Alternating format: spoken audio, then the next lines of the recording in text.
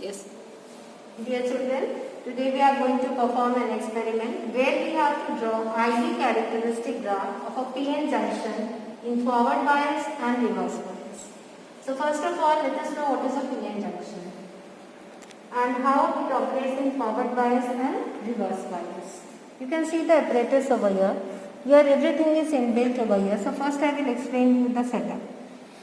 This is the voltmeter, you can see, and this is your ammeter which measures the current in here. It's written milliampere. There are two ranges over here. You can see the upper division also and the lower division has another mark. Upper one is 0, 0.2, 0.4, 0.6, 0.8 till 1. So the range is 0 to 1 ampere. For forward bias we are taking 0 to 1 ampere. So first I will explain you the forward bias only. And for voltmeter again you can see 0 to 1, 0, 0.2, 0.4, 0.6, 0.8 and 1. So first of all we are noting down the range. We are writing down what is the range of voltmeter and what is the range of ammeter. Next we see that whether there is some error or not. We have to find that whether there is some error or not. There is no such error in these two apparatus. So it's fine over here. Now next, this is your PN junction. It is inbuilt, of course. Same we are having for reverse bias also, for forward bias also. So first we are using the forward bias. Now you must be knowing that in P type and N type, what is P type semiconductor? In a P type semiconductor, the holes are the majority carriers, and in N type, free electrons are the majority carriers. So when we combine both two, a depletion layer also develops over here. Now we are taking a PN junction and we are operating it in forward bias. Forward bias means the P side of PN junction has to be connected to the positive terminal of the power supply. See, this is the power supply. This is the power supply, and now I am connecting this power supply with the diode. So first let us understand the connection. See, this is, I am taking it out and explaining you everything. This is your P type and this is your N type. So P type is always connected with the positive of the power supply. This is the power supply. Red knob means positive. This is done for you. Now next, negative of your PN junction. Negative has to be connected to the negative, but in between ammeter also has to be inserted. So what do? This N type is connected to the positive of ammeter and negative of N type is again connected to the negative of the power supply. See, this negative is connected to the negative. That means the N junction, the N part of the PN junction has to be connected to the negative of the power supply via ammeter, because ammeter is connected in series. So we are done with this connection. Now comes the voltmeter. All of us know that voltmeter is connected in parallel. So see, positive of voltmeter is connected to the positive of the power supply, and the negative of the voltmeter is connected to the negative of the power supply. Black one is negative, red is your positive. So now the connection is over. Next, what we can see here there are two knobs. Because this is an inbuilt one, so for first experiment, that is forward bias, we are taking here range as 0 to 1. So this is our knob. For reverse bias again we will be taking 0 to 100, then we will use this knob. So first of all, I check the connection once again.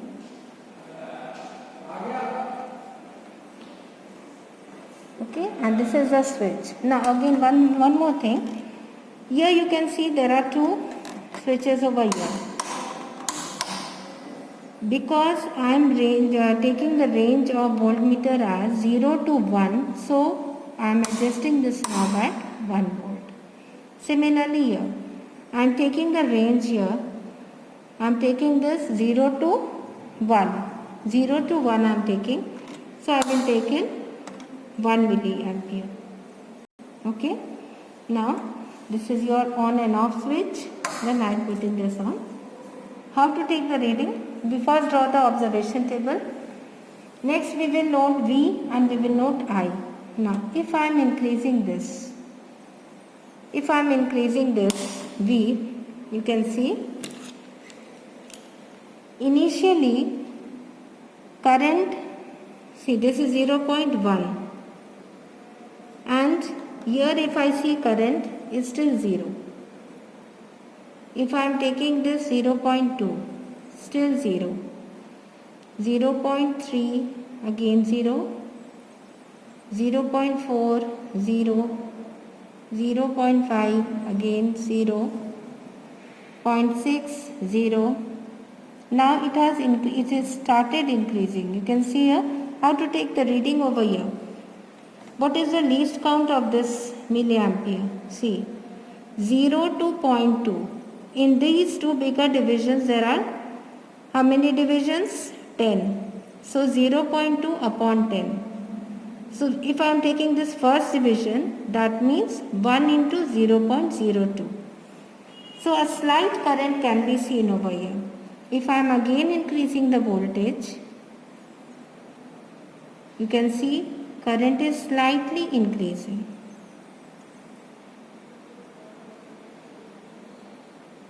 Now if I again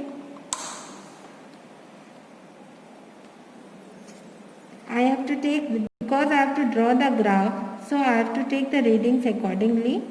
So at 1, because its range is only 1 volt,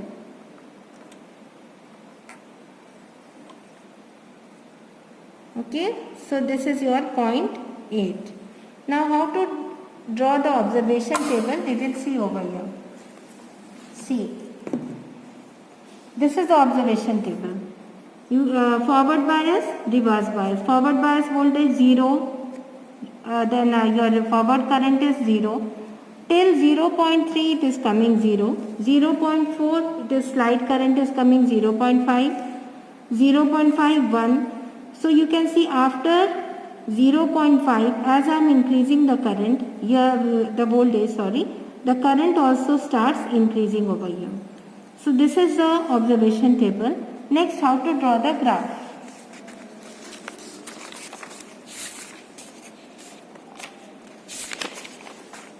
See, if I am drawing this graph, on the x-axis I am taking here, you can see here 1 centimeter is 0.2 V, and on the y-axis 1 centimeter is your 5 milliampere. So if I take the readings from the observation table, if I compare, you can see here, if it is 0.1, then 0, 0.2, 0, 0.3, 0. See the graph over here. 0.1, 0. 0.2, 0. 0.3, again 0. 0.4, 0.5. 0.5, 1. 0.6, it is coming 3. And at 0.7, it increases rapidly till here. So now we join with free hand. This is the forward bias graph. Now how to find the resistance over here? That is your delta VF upon delta IF.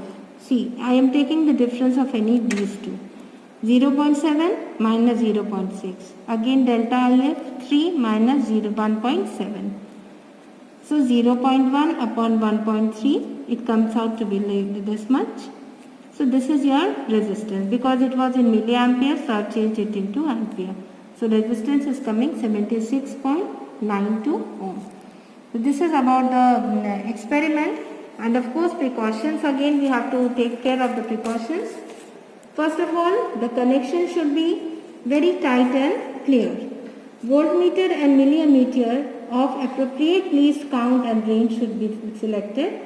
Never cross the limits specified by the manufacturer, otherwise the diode will get damaged. And after taking each reading, we should switch off the apparatus. Okay. Now next we will continue with the reverse bias. bias connection. In the reverse bias, we have to take, first of all, see, this is the voltmeter. Here we have to take the down over readings, that is the range from 0 to 100 volts, and here we have to take 0 to 50 milliampere. Next, connections first you should see. So first, to start with, this is your PN junction. You can see here it's written here reverse bias. So negative P and N of this is connected with, you can see here, this N of this is connected with the positive of the emitter first. Second, the P side of the diode, see, this P side, because it is reverse bias, this P side is connected to the negative of the power supply. These two things are very important over here. Next, the rest of the connection, the negative of the emitter is connected over here to the positive of the power supply, and now voltmeter, because it is connected in parallel, so positive of this is connected, you can see this, positive of power supply is connected to the positive of voltmeter, and the negative, it is connected to the negative of the power supply via this PN junction. So now the circuit is complete. This has to be done 200. Now we are using this now because we are taking this setup. So while taking the readings, you can see, if I am taking here 4, I hope how to take the readings again the same way we will take, see, 0 to 20, and in between there are 10 divisions. So what will be the least count? 20 upon 10. So now if I am taking this reading, this is your, see, readings, if we are taking like this, 4,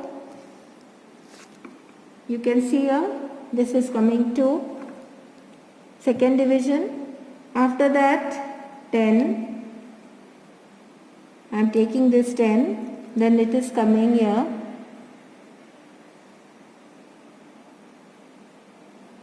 4, then I am taking 20,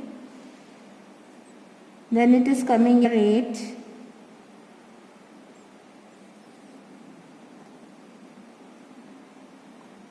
if I am taking this 30, then it is coming again here 14. So in this manner I am taking down the readings. If I am extending it more, you can just see, every time we have to observe these two readings, V and I. If this is 50, this is coming 20. If V is your 60, this is coming 25. If this is 70, this is coming 28.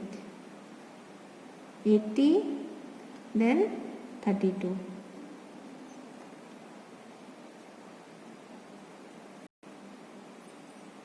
Okay, so here I have noted down the readings over here: 0, 0, 4, 2, 10, 5, 27, 30 is the voltmeter reading, current is 18. If V is 40, current is your 32. Next, we have to calculate the R. How to calculate it? Same way, delta VR upon delta IR. So for 50, I have taken these two, 40 minus 30 and 32 minus 18. So 10 upon 12. So this comes out to be the resistance. Now how to plot the graph? In the same way, this is your reverse bias voltage VR and this is my IR.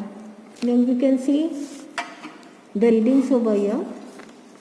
If V is your 4, then this is your 2. Now if I have taken this, see, 30, this is your 18.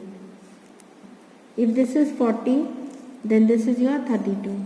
If it is 50, then it is 96. So it increases rapidly afterwards. This is called the breakdown voltage. So this is the reverse bias voltage and the experiment is over. We are done with the two characteristic graphs in the forward bias and the reverse bias, and again to repeat with precautions is very important, which we have to follow, that the key every time we have to check, and after taking one set of reading the key should be switched off. We have to calculate the range and the least count of voltmeter as well as ammeter. Check whether the knobs are put properly. We have to tighten the screws over here, the knobs over here, and while taking the readings we have to be very careful. Thank you.